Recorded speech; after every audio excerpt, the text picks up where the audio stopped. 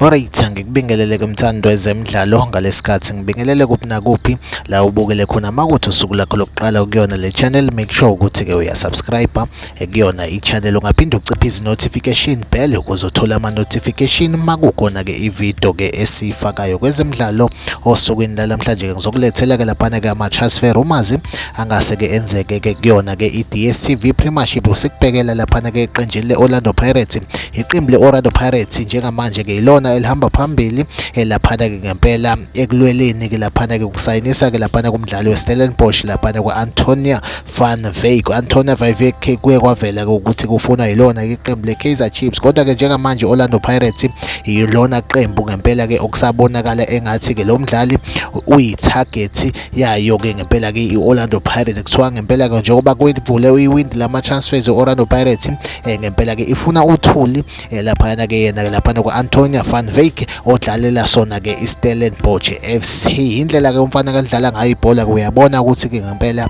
udlala ke lona ke impela ngqo ibhola ke edlalwa ke laphana ke kuyibhakabhaka. So asikulindele ke nje impela ukuthi ke uVan Wyk ngempela ke angase ke esayiniswe ke lona ibhakabhaka njengoba kuvule ke iwindi ke lawo ke ama-transfers. Ezimnyama sifisela inhlanhla ukuthi ngempela ke simthole lo mdlali ke ngempela ke mabexoxa neStellenbosch baxoxe ke ngempela ke kuxoxeke siyibone ke insizwa idlalela laphana ke ezimnyama. Like ivideo ke bese uyasubscribe kuyona i-channel. Mina nawe ngizolonga u-update nje ukuthi ngabe kwenzakalani kwi-DStv Premiership mayelana nawo ke ama-transfers. Okwamanje ke ivideo yethu kasibambe la.